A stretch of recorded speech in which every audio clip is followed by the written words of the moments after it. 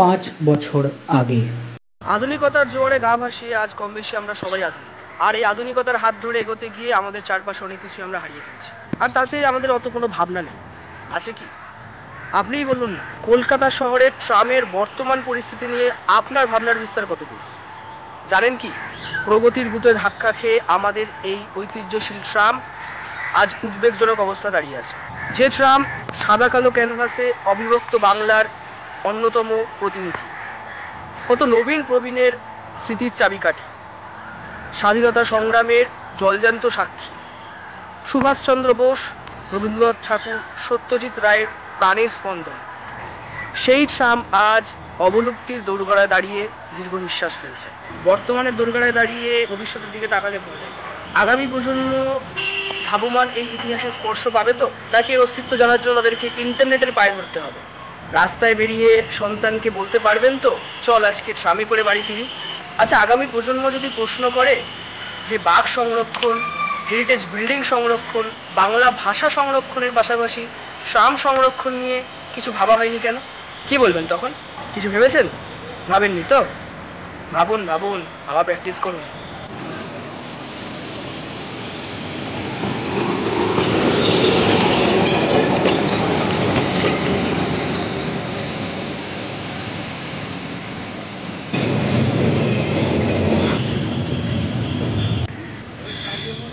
এখন সমস্যাটা হচ্ছে, এই যে ভিডিওটা আমি 5 বছর আগে করেছিলাম, এই 5 বছরের মধ্যে ভিডিওটা ভাইরাল হয়নি। ফলে কী হয়েছে, সরকার কিছু ভাবেনি, সাধারণ মানুষ আর আপনারা তারাও কিছু ভাবেননি। 5 বছর আগে যে প্রেডিকশনটা আমি করেছিলাম যে ট্রাম ইন দ্য ট্রমা, অবলুপ্তির দোরগোড়ায় দাঁড়িয়ে আছে কলকাতার ট্রাম, সেটা কিন্তু সত্যি হতে চলেছে। কারণ এই বছর লাস্ট আমরা হয়তো কলকাতার ট্রামের জার্নি করতে পারবো। The main problem is slow. Metro fast, Uber fast, Ola fast, bus fast, Rapido fast, কিন্তু ট্রাম স্লো। তার জন্য ট্রামটা খুব সম্ভবত বন্ধ হয়ে যেতে চলেছে। এই নিয়ে আমার কাছে বিস্তর তথ্যও রয়েছে। এখন বিষয়টা হচ্ছে, দেখুন, ট্রাম কিন্তু আমাদের ঐতিহ্য। 1882-তে স্টার্ট হলো, 1902-তে শুরু হলো ইলেকট্রিক, এখন যেটা চলছে, আর এখন 2024, মোর দ্যান 100 ইয়ার্সের গ্লোরি রয়েছে ট্রামের সাথে জড়িত, কলকাতার সাথে জড়িত, আপামর বাঙালির সাথে জড়িত রয়েছে। সেই ট্রাম এই মুহূর্তে বন্ধ হয়ে যেতে চলেছে।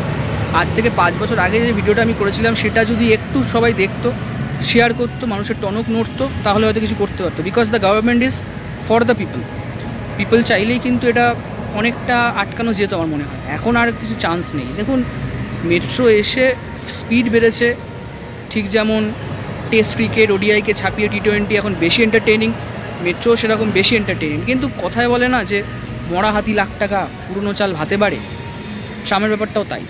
Tram is something else, glorified, ঐতিহ্য, নস্টালজিয়া সব কিছু বহন করে চলছে, হিস্ট্রি রয়েছে, অতীত রয়েছে। দেখুন, কলকাতার মুকুটে যতই নতুন পালক যুক্ত হোক, ট্রাম কিন্তু বরাবরই ঐতিহ্য বহন করে চলেছে, এবং এই ঐতিহ্যটা কিন্তু সহজে ক্ষুণ্ণ হবে না। যাই হোক, কেন ট্রামের এই অবস্থা, কেন বন্ধ হতে চলেছে, কী বিষয়ে, গোটা ডিটেলস নিয়ে আমি ভিডিওটা করব। তো আমি এই মুহূর্তে রয়েছি হচ্ছে ধর্মতলা স্প্ল্যানেডে, যে ট্রামটি পড়েছে সেখানে। আমার ব্যাকগ্রাউন্ডে ট্রামটা দেখছো মুভ করে চলে গেল। তো এই ট্রামে আজকে আমি রাইড করব, এবং রাইড করার পাশাপাশি যে গোটা ডিটেলসটা রয়েছে, কেন সমস্যা হচ্ছে ট্রাম নিয়ে এবং কেন বন্ধ হয়ে যেতে চলেছে, এই পুরো ডিটেলসটা আমি তোমাদেরকে তুলে ধরবো। অবশ্যই ভিডিওটা দেখো, ডেফিনেটলি ভালো লাগবে আর অনেক কিছু জানতে পারবে।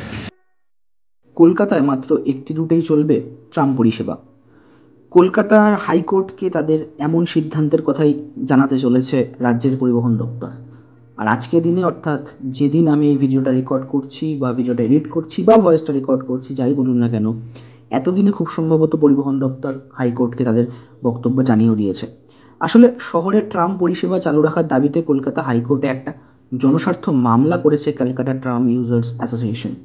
সেই মামলার পরিপ্রেক্ষিতেই রাজ্য সরকারের অবস্থান জানতে চেয়েছিল আদালত। হাইকোর্টের সেই নির্দেশের ভিত্তিতেই একটি রুটের কথা জানাতে চলেছে আমাদের পরিবহন দপ্তর।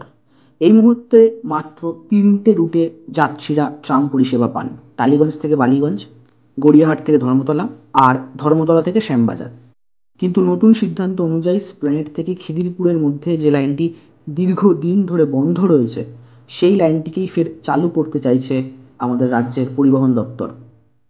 সূত্রের খবর, ওই লাইনটিকে সংকুচিত করে জয় রাইড হিসাবে কলকাতায় ট্রাম চালাতে চায় পরিবহন দপ্তর। কারণ প্রসঙ্গে জানা গিয়েছে, শহরের জনসংখ্যার তুলনায় রাস্তা অনেক কম। প্রতিদিন ট্রাফিক কন্ট্রোল করতে কালঘাম ছুটে যায় কলকাতা পুলিশের ট্রাফিক বিভাগের। তাই ট্রাম তুলে দিয়ে শহরকে আরও গতিশীল করে তোলার দাবি দীর্ঘদিনের। কলকাতা প্রশাসনের এই দাবি মেনে এতদিনে সেটাই হতে চলেছে বলে পরিবহন দপ্তর সূত্রে খবর। স্প্ল্যানেড থেকে খিদিরপুরের মধ্যে চলাচলকারী ট্রাম পরিষেবাটি দীর্ঘকাল ধরে বন্ধ। আমফান ঘূর্ণিঝড়ের দাপটে ওই রুটে ট্রাম চলাচল করার জন্য তৈরি পরিকাঠামো পুরোপুরি ভেঙে পড়েছিল। সেই থেকেই ওই রুটটি পুরোপুরি বন্ধ। কলকাতা শহরের অন্য রুটগুলি থেকে ট্রাম তুলে দিয়ে আপাতত এই একটা রুটের ওপরেই মনোনিবেশ করতে চায় পরিবহন দপ্তর।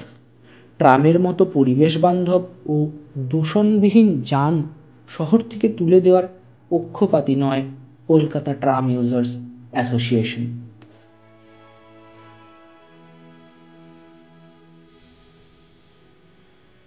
এই সংগঠনের যুগ্ম সম্পাদক সাগ্নিক গুপ্ত জানিয়েছেন, পৃথিবীর 430টি দেশে নতুন করে ট্রাম পরিষেবা চালু করা হচ্ছে, কারণ এত কম খরচে পরিবেশ বান্ধব এবং দূষণবিহীন যান মেলা সম্ভব নয়।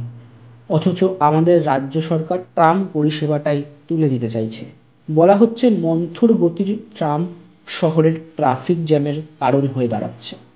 একটি ট্রামের 2টি কামরা 120 জন মানুষকে পরিবহন পরিষেবা দিতে পারে, অথচ সেই ট্রাম তুলে দিয়ে 20টি অটো রাস্তায় নামিয়ে 120 জন মানুষকে পরিষেবা দেওয়া হচ্ছে। একটি ট্রাম রাস্তায় বেশি যানজট করে নাকি 20টি অটো বেশি যানজট করে? এমন প্রশ্ন প্রশাসন না বুঝুক, কলকাতার বাসিন্দারা নিশ্চয়ই জানেন। উল্লেখ্য, পরিবহন দপ্তর সূত্রে খবর, ট্রাম তুলে দিয়ে পরিবেশ বান্ধব ইলেকট্রিক বাস বা ই বাস চালানোর বন্দোবস্ত করা হচ্ছে রাজ্য সরকারের তরফ থেকে। কিন্তু এমন সিদ্ধান্তের পর ক্যালকাটা ট্রাম ইউজার্স অ্যাসোসিয়েশনের প্রশ্ন, যেখানে নামমাত্র খরচে ট্রাম পরিষেবা বহাল রেখে পরিবেশ রক্ষা করার সুযোগ রয়েছে, সেখানে কেন কোটি কোটি টাকা ব্যয় করে ইলেকট্রিক বাস এনে সরকারি খরচ বাড়ানো হচ্ছে? উল্লেখ্য, কোথাও উড়ালপুল নির্মাণ, কোথাও বা মেট্রো রেল তৈরির নামে শহরের একঝাঁক ট্রাম রুট উঠে গিয়েছে বছর 20 আগেই। আপাতত কলকাতার ট্রামপ্রেমীরা শহরে ট্রাম পরিষেবা বহাল রাখতে তাকিয়ে কলকাতা হাইকোর্টের সিদ্ধান্তের দিকে। 2023-এ 150 বছর পূর্ণ করেছে কলকাতার ট্রাম, আর ঠিক তার পরের বছরই অস্তিত্ব সংকটে ভুগতে শুরু করেছে কলকাতার এই ঐতিহ্যবাহী পরিবহন পরিষেবা।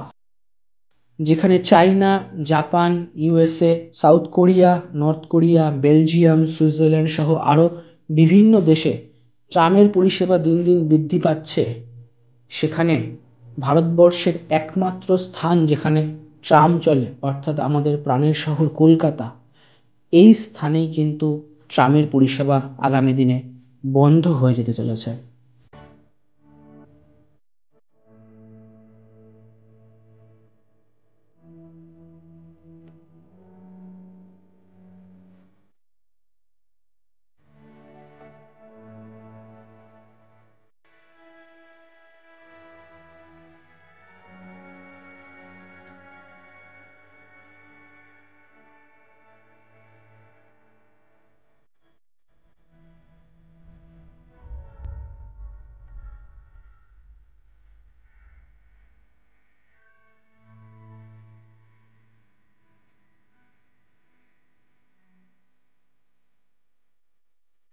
তো এই হচ্ছে এখন কলকাতা ট্রামের বর্তমান পরিস্থিতি। আমি কখনোই চাই না ট্রাম বন্ধ হয়ে যাক। বন্ধ হয়ে গেলে আমার খুবই খারাপ লাগবে, কারণ এই ট্রামকে ঘিরে অনেক স্মৃতি আছে। এই ট্রাম যেমন খুশির খবর বয়ে নিয়ে আসতো, তেমন দুঃখের খবরও বয়ে নিয়ে আসতো। এই ট্রাম যেমন অনেক তরুণ তরুণীর চাকরির খবর নিয়ে এসছে, সেরকম অনেক তরুণ তরুণীর মৃত্যুর খবরও নিয়ে এসছে। এই ট্রাম কিন্তু একটা সময় পরাধীন ভারতে বিপ্লবীদের ক্ষেত্রে বা যারা স্বাধীনতা আন্দোলনের জন্য লড়েছে, তাদের অনেক স্মৃতি রয়েছে এই ট্রামকে ঘিরে। আবার এই ট্রামকে ঘিরে কিন্তু রয়েছে আরও এক ভয়ঙ্কর স্মৃতি, মানুষের মৃত্যু। জীবনানন্দ দাশ এই ট্রামে কিন্তু আত্মহত্যা করেছিল। সুতরাং এরকম বহু ভালো মন্দ, সুখ দুঃখের স্মৃতি বহন করে চলেছে আমাদের কলকাতা ট্রাম প্রায় 150 বছর ধরে। বহু মানুষ চাইছেন কলকাতা ট্রাম চলুক, তেমনি বহু মানুষ চাইছেন কলকাতা ট্রাম না চলুক। আপনি কি চাইছেন? কলকাতায় ট্রাম চলুক নাকি বন্ধ হয়ে যাক, কেবলমাত্র জয় রাইডটাই থাক? আপনার মূল্যবান মন্তব্য অবশ্যই কমেন্ট বক্সে লিখে জানাবেন। আর এই ভিডিওটা ভালো লাগলে অবশ্যই লাইক এবং শেয়ার করবেন। যারা প্রথমবার তারা প্লিজ চ্যানেলটা সাবস্ক্রাইব করে পাশের বেল আইকনটা প্রেস করে রাখবেন, কারণ এরকম বিভিন্ন কন্টেন্টের ওপরে আমরা ভিডিও দিয়ে থাকি, যেখানে কলকাতা থাকে বাংলা, থাকে তার ঐতিহ্য, তার ইতিহাস, তার অতীত, তার গৌরবমণ্ডিত অধ্যায়। আজকের মতো ভিডিও এখানে শেষ করলাম। ফিরে আসবো পরের ভিডিওতে। আর হ্যাঁ, কমেন্ট, লাইক, শেয়ার তিনটেই কিন্তু করতে হবে।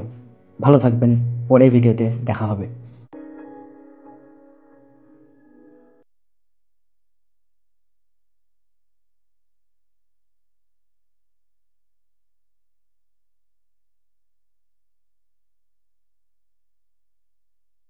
তো এই মুহূর্তে আমি রয়েছি গড়িয়াহাটের ট্রাম ডিপোর ভেতরে ঢুকে গেছিলাম ভুল করে। ট্রাম থেকে নামতে ভুলে গেছি, ওরা পুরো একদম ডিপোর ভেতরে যেখানে গিয়ে ট্রামটা থামে আর কি, ওয়ার্কশপের জায়গায়, সেইখানটায় আমি ঢুকে গেছিলাম।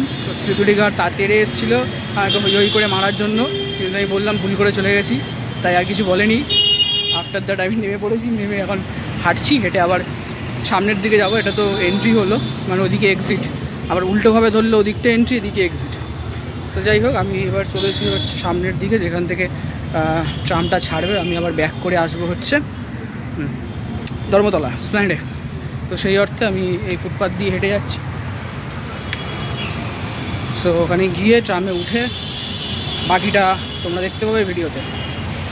এটা জাস্ট এমনি বক বক করলাম, কিছু করার ছিল না তো তাই।